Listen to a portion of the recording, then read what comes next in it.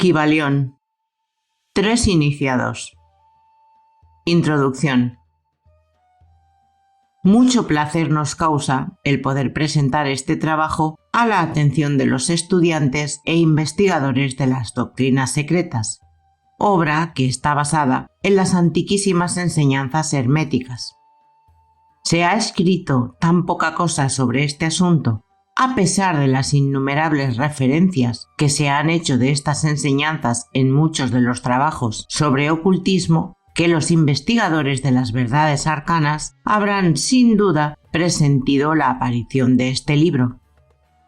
El propósito de este no es la enunciación de una filosofía o doctrina especial, sino más bien el de dar al estudiante una exégesis de la verdad, que le sirva para conciliar los muchos tópicos de los conocimientos ocultos que puede ya haber adquirido, pero que aparentemente son contradictorios y paradójicos, lo que a menudo desanima y disgusta al principiante.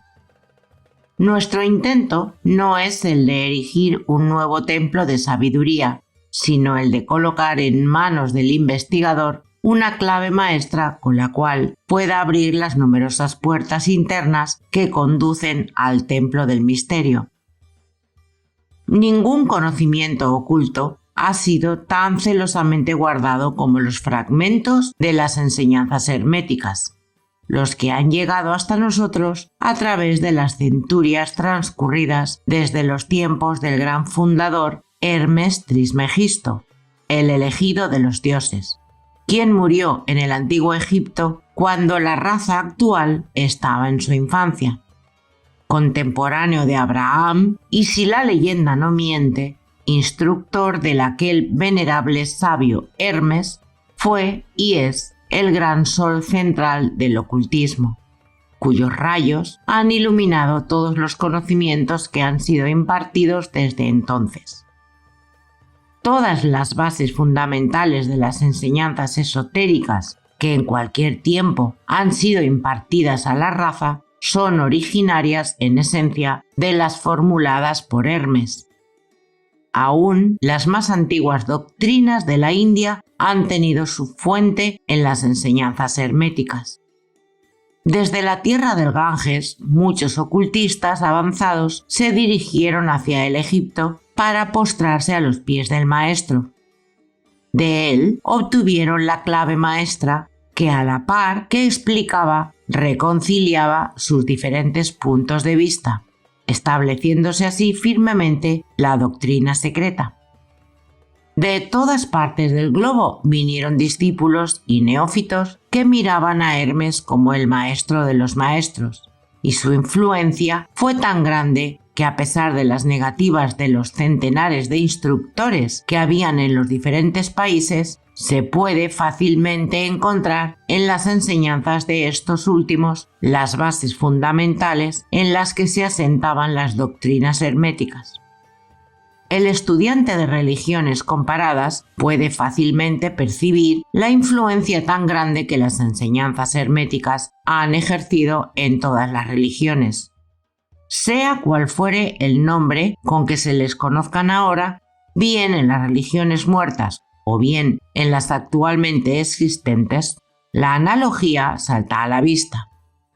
A pesar de los puntos aparentemente contradictorios, y las enseñanzas herméticas son como un conciliador entre ellas. La obra de Hermes parece haberse dirigido en el sentido de sembrar la gran verdad que se ha desarrollado y germinado en tantas y tan extrañas formas, más bien que en el de establecer una escuela de la filosofía que dominará el pensamiento del mundo. Sin embargo, la verdad original enseñada por él ha sido guardada intacta, en su pureza primitiva, por un reducido número de hombres en cada época, los cuales, rehusando gran número de aficionados y de estudiantes poco desarrollados, siguieron el proceder hermético y conservaron su conocimiento para los pocos que estaban prontos para comprenderlo y dominarlo. De los labios a los oídos fue transmitido este conocimiento entre esos pocos. Siempre han existido en cada generación y en los diversos países de la Tierra algunos iniciados que conservaron viva la sagrada llama de las enseñanzas herméticas y que siempre han deseado emplear sus lámparas para encender las lámparas menores de los del mundo profano, cuando la luz de la verdad languidecía y se anublaba por su negligencia, o bien cuando su pábilo se ensuciaba con materias extrañas. Han existido siempre los pocos que cuidaron el altar de la verdad, sobre el cual conservaron siempre ardiendo la lámpara perpetua de la sabiduría. Esos hombres dedicaron su vida a esa labor de amor que el poeta describiera en estas líneas. No dejes extinguirse la llama, sustentada por generación tras generación en su oscura caverna, en sus templos sagrados, sustentada, nutrida por puros sacerdotes de amor. No dejes extinguirse la llama. Estos hombres no buscaron nunca ni la aprobación popular ni acaparar gran número de prosélitos.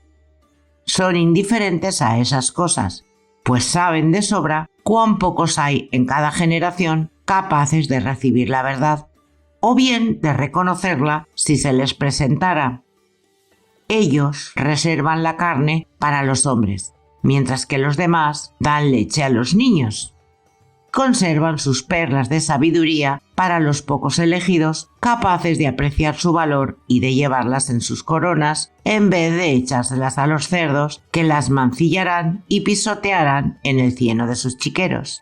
Mas estos hombres no han olvidado aún los preceptos de Hermes respecto a la transmisión de esas enseñanzas a los que estén preparados para recibirlas, acerca de lo cual dice el Kybalión: donde quiera que estén las huellas del maestro, allí los oídos del que está pronto para recibir sus enseñanzas se abren de par en par. Y además, cuando el oído es capaz de oír, entonces vienen los labios que han de llenarlos con sabiduría. Pero su actitud habitual ha estado siempre estrictamente de acuerdo con otro aforismo del Kybalión, que dice que los labios de la sabiduría permanecen cerrados excepto para el oído capaz de comprender.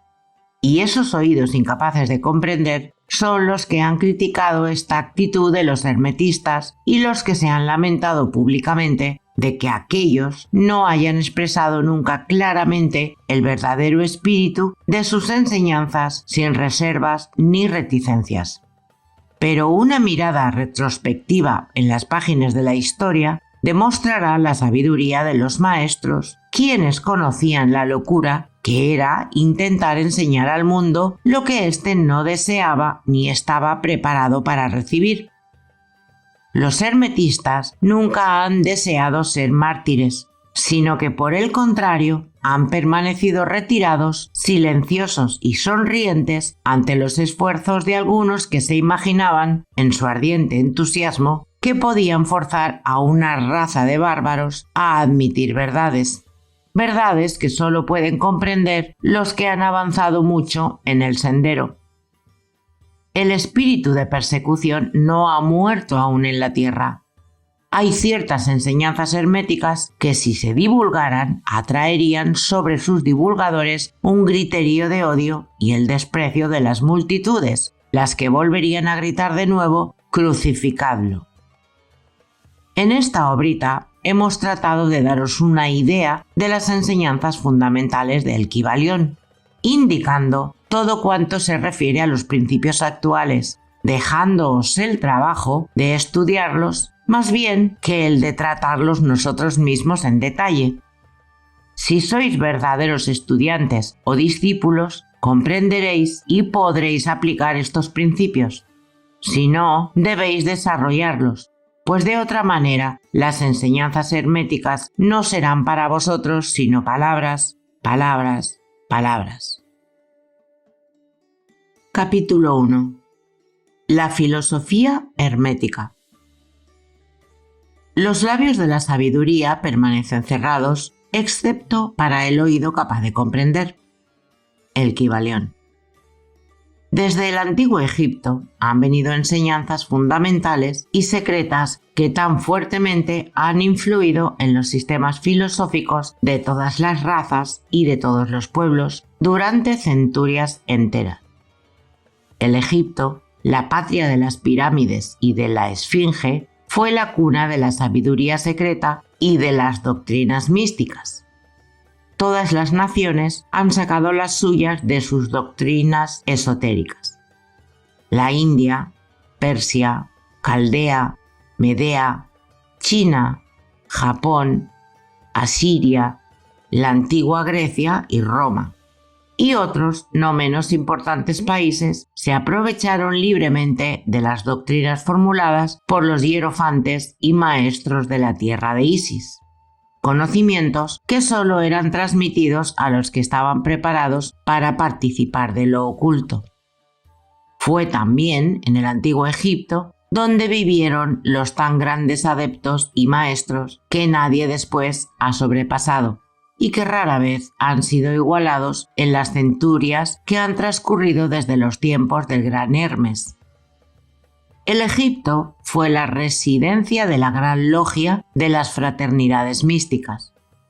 Por las puertas de su templo entraron todos los neófitos que, convertidos más tarde en adeptos, hierofantes y maestros, se repartieron por todas partes, llevando consigo el precioso conocimiento que poseían y deseando hacer partícipe de él a todo aquel que estuviera preparado para recibirlo. Ningún estudiante de ocultismo puede dejar de reconocer la gran deuda que tiene contraída con aquellos venerables maestros de Egipto. Pero entre esos grandes maestros existió uno al que los demás proclamaron el maestro de los maestros. Este hombre, si es que puede llamarse hombre a un ser semejante, vivió en Egipto en la más remota antigüedad y fue reconocido bajo el nombre de Hermes Trismegisto. Fue el padre de la sabiduría, el fundador de la astrología, el descubridor de la alquimia. Los detalles de su vida se han perdido para la historia debido al inmenso espacio de tiempo transcurrido desde entonces.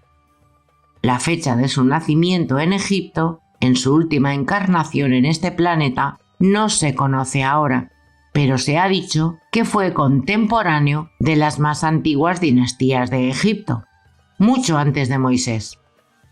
Las autoridades en la materia lo creen contemporáneo de Abraham, y en alguna de las tradiciones judías se llega a afirmar que Abraham obtuvo muchos de los conocimientos que poseía del mismo Hermes.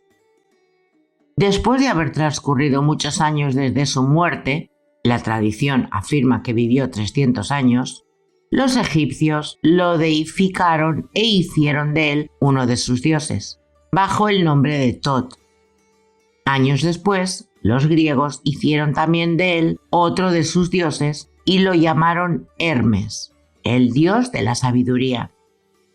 Tanto los griegos como los egipcios reverenciaron su memoria durante centurias enteras, denominándole el inspirado de los dioses y añadiéndole su antiguo nombre, Trismegisto, que significa 3 veces grande. Todos estos antiguos países lo adoraron y su nombre era sinónimo de fuente de sabiduría. Aún en nuestros días usamos el término hermético en el sentido de secreto, reservado, etc. Y esto es debido a que los hermetistas habían siempre observado rigurosamente el secreto de sus enseñanzas. Si bien entonces no se conocía aquello de no echar perlas a los cerdos, ellos siguieron su norma de conducta especial que les indicaba dar leche a los niños y carne a los hombres, cuyas máximas son familiares a todos los lectores de las escrituras bíblicas. Máximas que, por otra parte, habían sido ya usadas muchos siglos antes de la era cristiana. Y esta política de diseminar cuidadosamente la verdad ha caracterizado siempre a los hermetistas, aún en nuestros días. Las enseñanzas herméticas se encuentran en todos los países y en todas las religiones, pero nunca identificada con un país en particular ni con secta religiosa alguna. Esto es debido a la prédica que los antiguos instructores hicieron para evitar que la doctrina secreta se cristalizara en un credo. La sabiduría de esta medida salta a la vista de todos los estudiantes de historia. El antiguo ocultismo de la India y la Persia degeneró y se perdieron sus conocimientos, debido a que los instructores se habían convertido en sacerdotes y se mezclaron la teología con la filosofía, siendo su inmediata consecuencia que perdieron toda su sabiduría, la que acabó por transformarse en una cantidad inmensa de suposiciones religiosas, cultos, credos y dioses. Lo mismo pasó con las enseñanzas herméticas de los gnósticos cristianos, enseñanzas que se perdieron por el tiempo de Constantino, quien mancilló la filosofía mezclándola con la teología, y la Iglesia cristiana perdió entonces su verdadera esencia y espíritu, viéndose obligada a andar a ciegas durante varios siglos, sin que hasta ahora haya encontrado su camino, observándose actualmente que la Iglesia cristiana está luchando nuevamente por aproximarse a sus antiguas enseñanzas místicas. Pero siempre han existido unas cuantas almas que han conservado viva la llama, alimentándola cuidadosamente y no permitiendo que se extinguiera su luz. Y gracias a esos firmes corazones y a esas mentes de extraordinario desarrollo, tenemos aún la verdad con nosotros, mas no se encuentra en los libros. Ella ha sido transmitida del maestro al discípulo, del iniciado al neófito, de los labios a los oídos. Si alguna vez se ha escrito algo sobre ella, su significado ha sido cuidadosamente velado con términos de astrología y alquimia, de tal manera que solo los que poseían la clave podían leerlo correctamente. Esto se hizo necesario a fin de evitar las persecuciones de los teólogos de la Edad Media, quienes luchaban contra la doctrina secreta a sangre y fuego. Aún en nuestros días no es dable encontrar algunos libros valiosos de filosofía hermética, pero la mayor parte se ha perdido. Sin embargo, la filosofía hermética es la única clave maestra que puede abrir las puertas a todas las enseñanzas ocultas.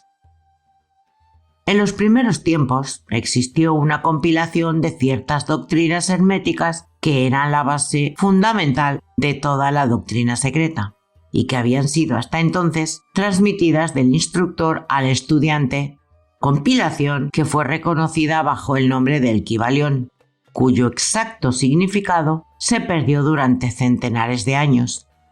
Sin embargo, algunos que han recibido sus máximas de los labios a los oídos las comprenden y las conocen. Sus preceptos no habían sido escritos nunca hasta ahora. Son simplemente una serie de máximas y axiomas que luego eran explicados y ampliados por los iniciados. Estas enseñanzas constituyen realmente los principios básicos de la alquimia hermética, la que, contrariamente a lo que se cree, está basada en el dominio de las fuerzas mentales, más bien que en el de los elementos materiales, en la transmutación de una clase de vibraciones mentales en otras, más bien que en el cambio de una clase de mental a otro. La leyenda acerca de la piedra filosofal que convertía todos los metales en oro era una alegoría relativa a la filosofía hermética, alegoría que era perfectamente comprendida por todos los discípulos del verdadero hermetismo. En esta órbita invitamos a nuestros estudiantes a examinar las enseñanzas herméticas, tal como fueron expuestas en el Kybalión, explicadas y ampliadas por nosotros, humildes estudiantes de las mismas, que si bien llevamos el título de iniciados, somos, sin embargo, simples discípulos a los pies de Hermes, el maestro. Transcribimos aquí muchas de las máximas y preceptos del Kybalión, acompañadas por explicaciones y comentarios que creemos que ayudarán a hacer más fácilmente comprensible esas enseñanzas por los hombres modernos, especialmente teniendo en cuenta que el texto original ha sido velado a propósito con términos obscuros y desconcertantes. Las máximas originales, axiomas y preceptos del Kybalión están impresos con otro tipo de letra. Esperamos que los lectores de esta obra sacarán tanto provecho del estudio de sus páginas como lo han sacado otros que han pasado antes por el mismo sendero que conduce a la maestría desde los tiempos de Hermes Trismegisto, el maestro de los maestros, el 3 veces grande hasta ahora. Dice el Kybalión: donde quiera que estén las huellas del maestro, allí los oídos del que está pronto para recibir sus enseñanzas se abren de par en par. Cuando el oído es capaz de oír, entonces vienen los labios, que han de llenarlos con sabiduría.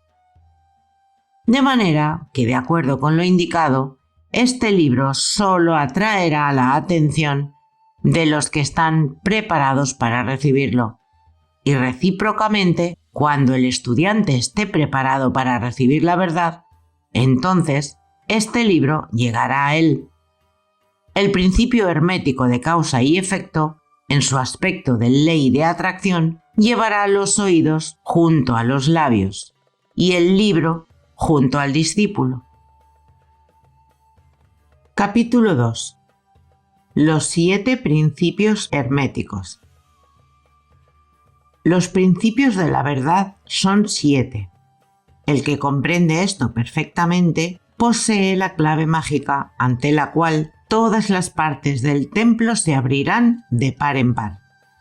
El Kybalión. Los 7 principios sobre los que se basa toda la filosofía hermética son los siguientes. 1.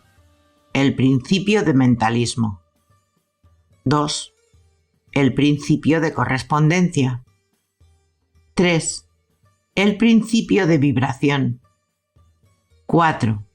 El principio de polaridad. 5. El principio del ritmo. 6. El principio de causa y efecto. Y 7. El principio de generación. El principio de mentalismo. El todo es mente, el universo es mental. El Kybalión. Este principio encierra la verdad de que todo es mente. Explica que el todo, que es la realidad sustancial que se oculta detrás de todas las manifestaciones y apariencias que conocemos bajo los nombres de universo material, fenómenos de la vida, materia, energía, etc., y en una palabra, todo cuanto es sensible a nuestros sentidos materiales, es espíritu, quien en sí mismo es incognoscible e indefinible, pero que puede ser considerado como una mente infinita, universal y viviente. Explica también que todo el mundo fenomenal o universo es una creación mental del todo, en cuya mente vivimos, nos movemos y tenemos nuestro ser. Este principio, al establecer la naturaleza mental del universo, explica fácilmente los varios fenómenos mentales y psíquicos que tanto han preocupado la atención del público y que sin tal explicación no son comprensibles y desafían toda hipótesis científica. La comprensión de este principio hermético de mentalismo habilita al individuo a realizar y conocer la ley que rige el universo mental, aplicándola a su bienestar y desarrollo.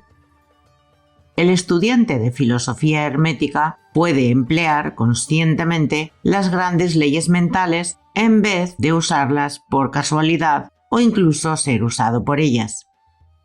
Con la clave maestra en su poder, el discípulo puede abrir las puertas del templo del conocimiento mental y psíquico y entrar en el mismo libre e inteligentemente.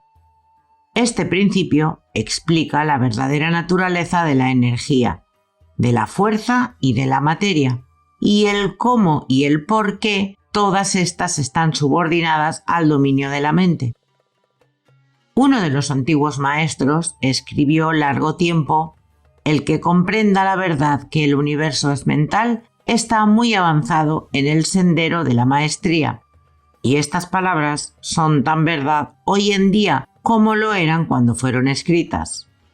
Sin esta clave maestra, la maestría es imposible, y el estudiante que no la posea, en vano llamará a la puerta del templo.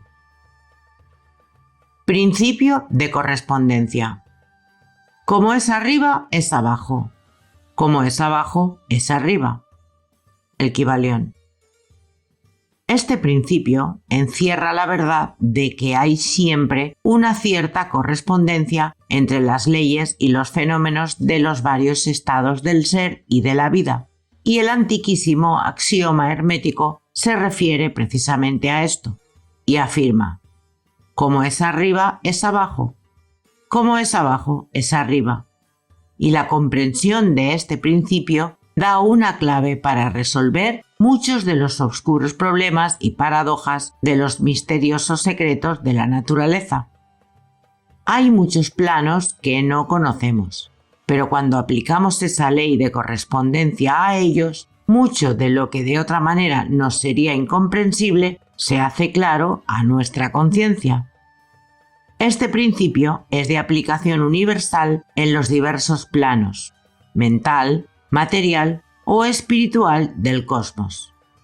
Es la ley universal. Los antiguos hermetistas consideraban este principio como uno de los más importantes auxiliares de la mente, por cuyo intermedio se puede descorrer el velo que oculta lo desconocido a nuestra vida. Su aplicación puede desgarrar un tanto el velo de Isis, de tal manera que nos permita ver, aunque más no sea, alguno de los rasgos de la diosa. De igual manera que el comprender los principios de la geometría habilita al hombre para medir el diámetro, órbita y movimiento de las más lejanas estrellas mientras permanece sentado en su observatorio, así también el conocimiento del principio de correspondencia habilita al hombre a razonar inteligentemente de lo conocido o lo desconocido. Estudiando, la mónada se llega a comprender al arcángel. Principio de vibración. Nada está inmóvil, todo se mueve, todo vibra. El Kybalión. Este principio encierra la verdad de que todo está en movimiento, de que nada permanece inmóvil. Cosas ambas que confirman por su parte la ciencia moderna, y cada nuevo descubrimiento lo verifica y lo comprueba. Y a pesar de todo, este principio hermético fue enunciado cientos de años por los maestros del Antiguo Egipto. Este principio explica las diferencias entre las diversas manifestaciones de la materia, de la fuerza, de la mente y aún del mismo espíritu, las que no son sino el resultado de los varios estados vibratorios. Desde el todo, que es puro espíritu, hasta la más grosera forma de materia, todo está en vibración. Cuanto más alta es esta, tanto más elevada es su posición en la escala.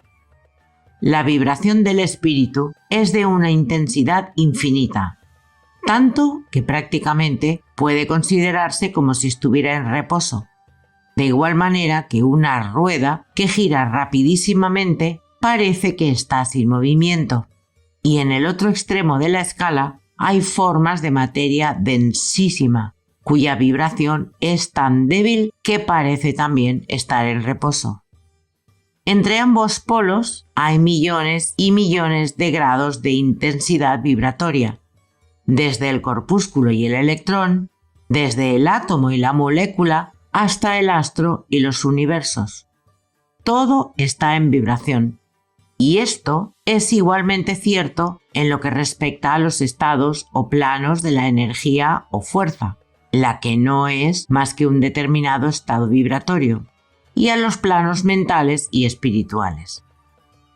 Una perfecta comprensión de este principio habilita al estudiante hermético a controlar sus propias vibraciones mentales, así como las de los demás. Los maestros también emplean este principio para conquistar los fenómenos naturales. El que comprenda el principio vibratorio ha alcanzado el cetro de poder, ha dicho uno de los más antiguos escritores. El principio de polaridad. Todo es doble, todo tiene dos polos, todo, su par de opuestos. Los semejantes y los antagónicos son lo mismo. Los opuestos son idénticos en naturaleza, pero diferentes en grado. Los extremos se tocan y todas las verdades son medias verdades. Todas las paradojas pueden reconciliarse. El Kybalión. Este principio encierra la verdad de que todo es dual. Todo tiene dos polos. Todo su par de opuestos. Afirmaciones que son de otros tantos axiomas herméticos. Explica y dilucida las antiguas paradojas que han dejado perplejos a tantísimos investigadores y que literalmente decían: la tesis y la antítesis son idénticas en naturaleza, difiriendo solo en grado. Los opuestos son idénticos en realidad, diferenciándose en su gradación. Los pares de opuestos pueden conciliarse. Los extremos se tocan. Todo es y no es al mismo tiempo. Toda verdad no es sino media verdad. Toda verdad es medio falsa, etc. Este principio explica que en cada cosa hay dos polos, dos aspectos, y que los opuestos no son en realidad sino los dos extremos de la misma cosa, consistiendo la diferencia simplemente en diversos grados entre ambos. El calor y el frío, aunque opuestos, son realmente la misma cosa, consistiendo la diferencia simplemente en diversos grados de aquella. Mirad un termómetro y tratad de averiguar dónde empieza el calor y dónde termina el frío.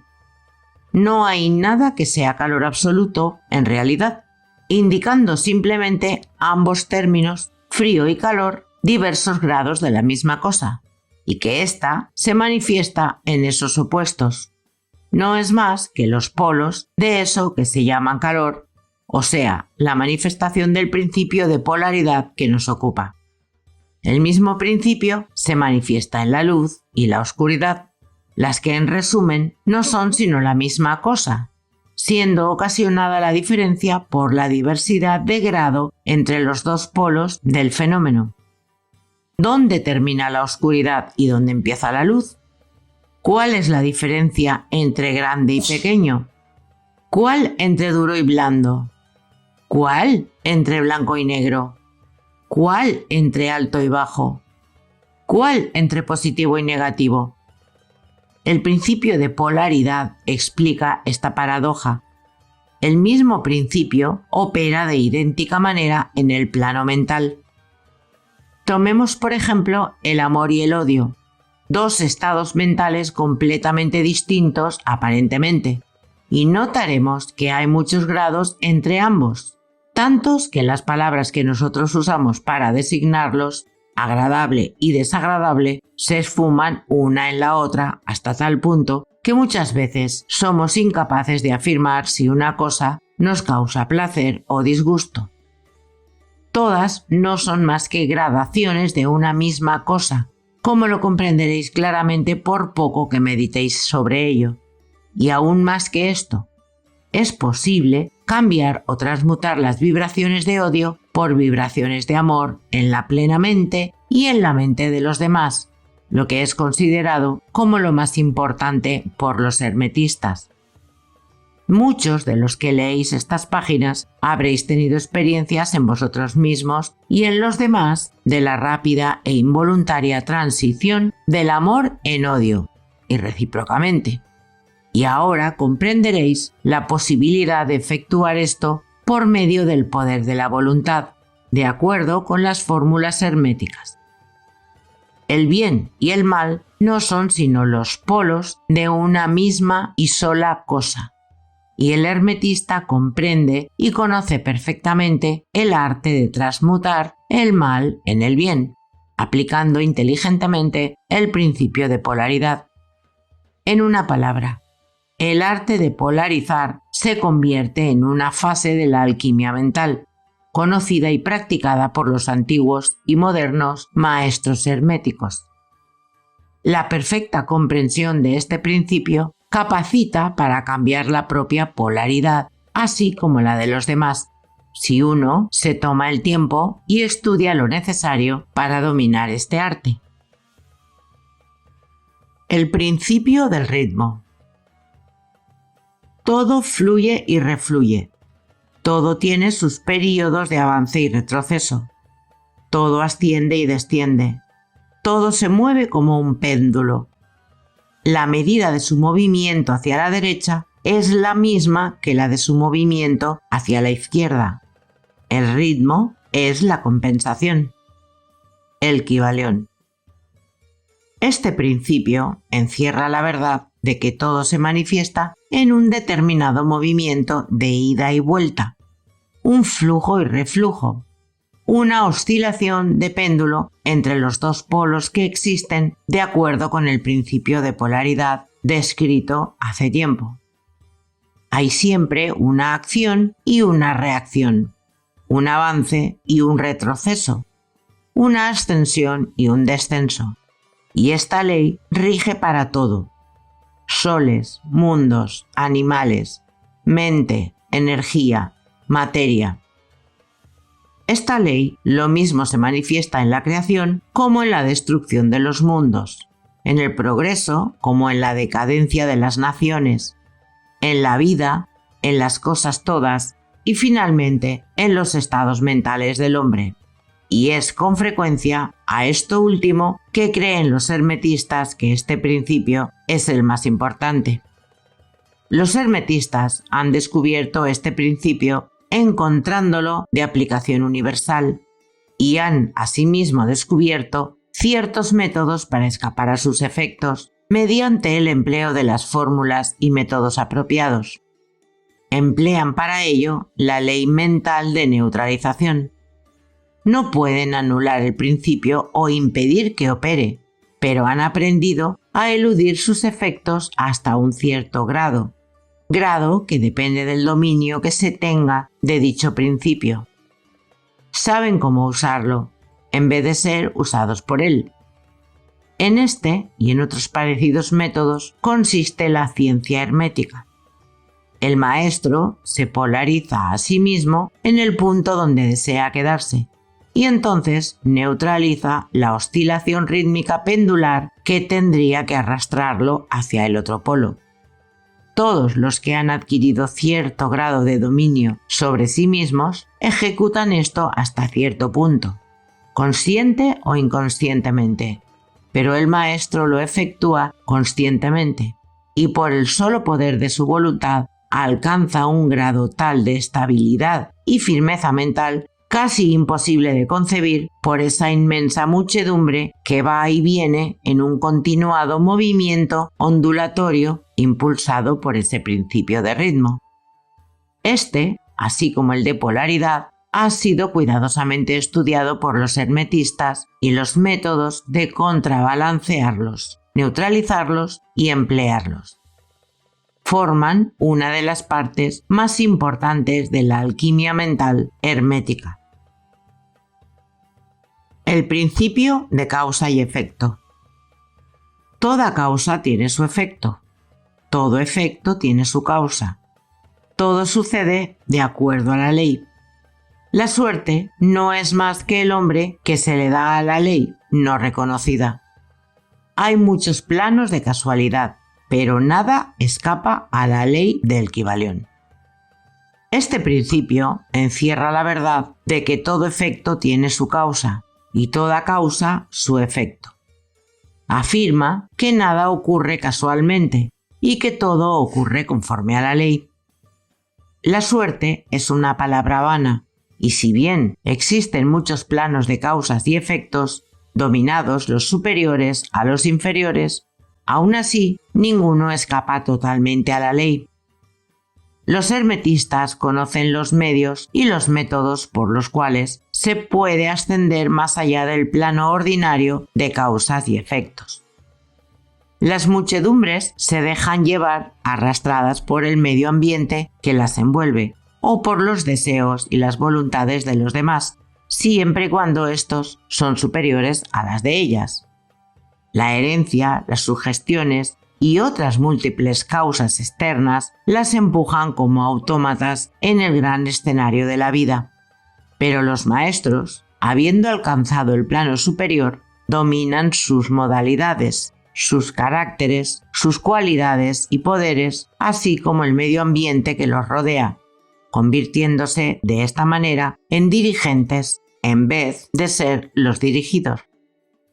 Ayudan a las masas y a los individuos a divertirse en el juego de la vida, en vez de ser ellos los jugadores o los autómatas movidos por ajenas voluntades.